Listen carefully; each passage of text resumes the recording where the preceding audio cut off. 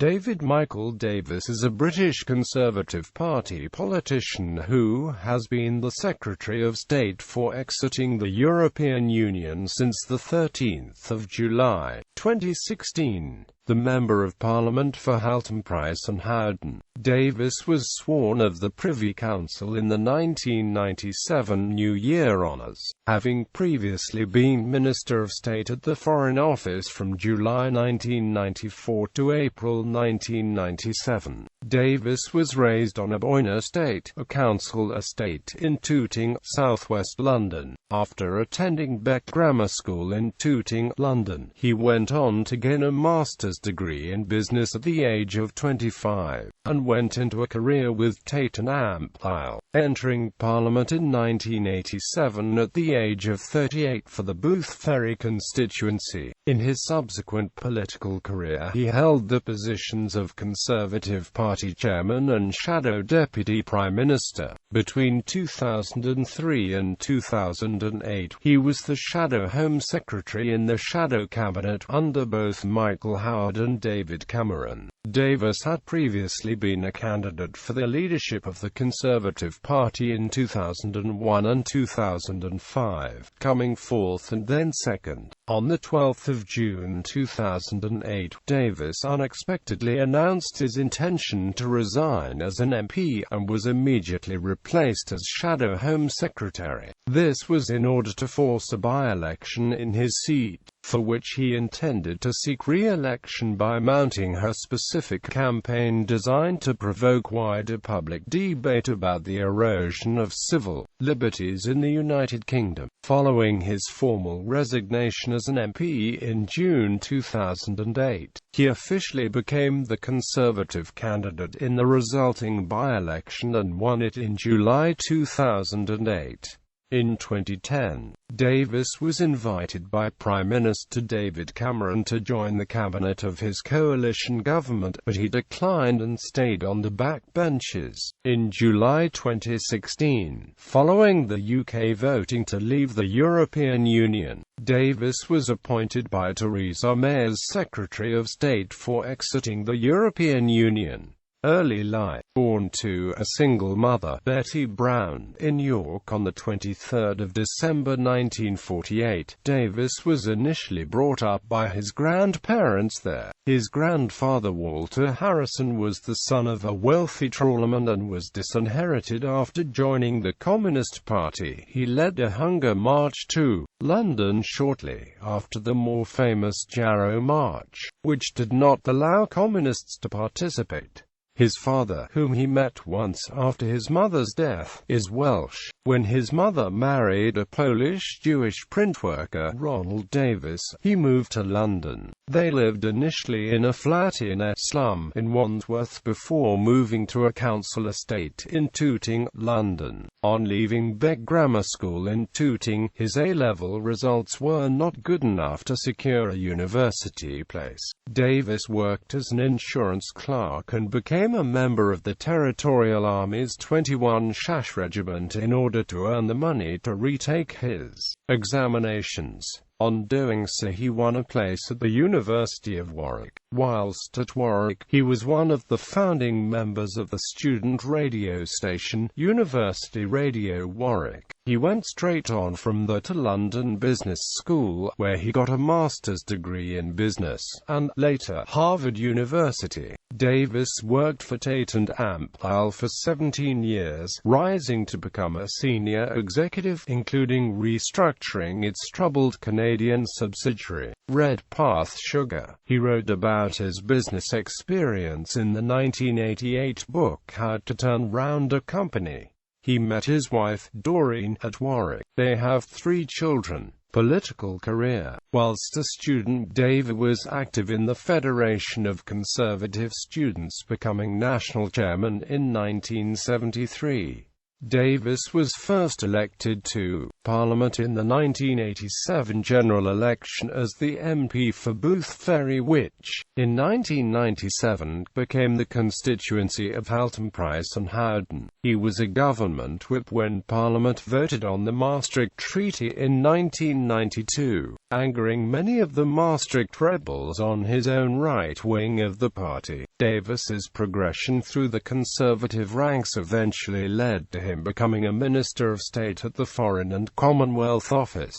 He rejected a shadow ministerial position under William Hague, opting instead to chair the Public Accounts Committee. In 1999, Davis presented the parliamentary control of the executive bill to the House of Commons, in which he proposed to transfer ministerial exercise of the royal prerogative to the Commons in the following areas: the signing of treaties, the diplomatic recognition of foreign governments, European Union legislation, the appointment of ministers, peers and ambassadors, the establishment of royal commissions, the proclamation of orders in council unless subject to resolutions of the Commons, the exercise of the powers of the executive not made by statute, the declarations of states of emergency, the dissolution of Parliament. Davis used his first interview as Shadow Home Secretary in 2003 to reveal his personal support for capital punishment for serial murderers. As Shadow Home Secretary, Davis has turned the Conservatives away from the Labour Party's plan to reintroduce identity cards, citing spiralling costs and libertarian issues. He turned initial Conservative support into one of concern and abstention, making the final change to one of opposition much easier. Davis believed that once the true cost and unreliability of the ID card scheme is explained to the general public, they would turn against it. He was also credited by some commentators with claiming the scalps of two Labour ministers,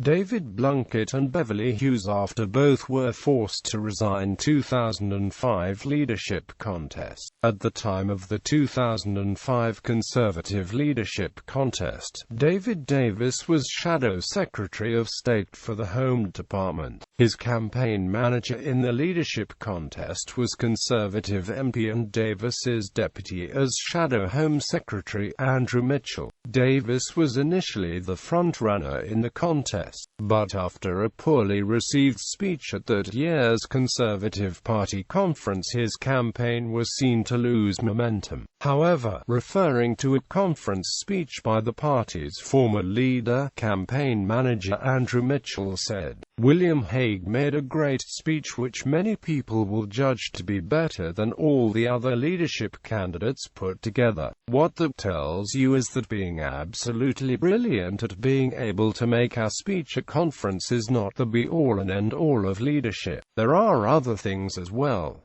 In the first ballot of Conservative MPs on the 18th of October 2005, Davis came top with 62 votes. As this was less than the number of his declared supporters, it became clear that the Davis bid was losing momentum. The elimination of former Chancellor Kenneth Clarke left the bookmakers' favourite, David Cameron, without a rival on the centre of the party. In the second ballot, held 2 days later on the 20th of October 2005, Cameron polled 90 votes, Davis 57 votes and Liam Fox was eliminated with 51 votes. Davis went through to the next stage with David Cameron. In spite of a strong performance in a BBC Question Time head-to-head debate in the final stage of the leadership contest, Davis could not match his rival's general popularity. Conservative Party members voted to elect Cameron the new Conservative leader, Davis losing by a margin of 64,398 votes to 134,446 votes. Cameron chose to reappoint his rival as Shadow Home Secretary following his victory. Civil liberties. On the 12th of June 2008, Davis resigned from the Shadow Cabinet and announced his resignation as an MP, in order to force a by-election, and cause a wider debate on the single issue of what he believed to be the erosion of civil liberties.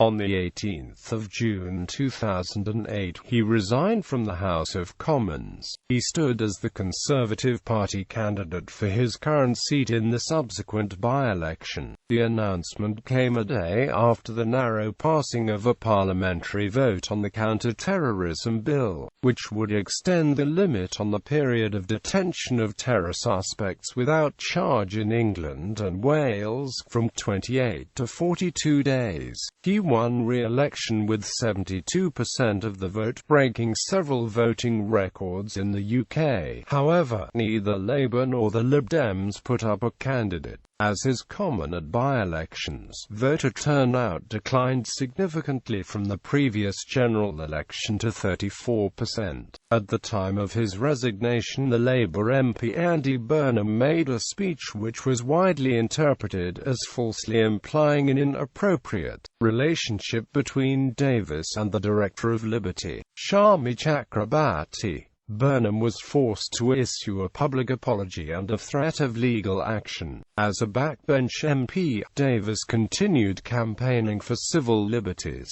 He participated in the Convention on Modern Liberty, where he gave the keynote speech on the convention's final day. He also spoke at the 2009 Guardian Hay Festival, where he criticized Labour's illusory pursuit of an unobtainable security, and was well received by an overwhelmingly non-conservative audience. On the 15th of June 2009, Davis gave the 2009 Magna Carta lecture at Royal Holloway, University of London, in association with the Magna Carta Trust. Davis has also supported civil liberties campaign group Big Brother Watch, and in January 2010 he spoke with Tony Benn at the official launch. In 2012 he helped lead the opposition to coalition plans to allow police and security services to extend the monitoring of the public's email and social media communications. He expressed concern with the findings of a Vice News investigation into the deployment of IMS eye catchers in London. In 2014, along with Labour MP Tom Watson, he challenged the government's introduction of the Data Retention and Investigatory Powers Act 2014 in the courts. Although Davis is a staunch Eurosceptic and has criticised the record of the European Court of Human Rights,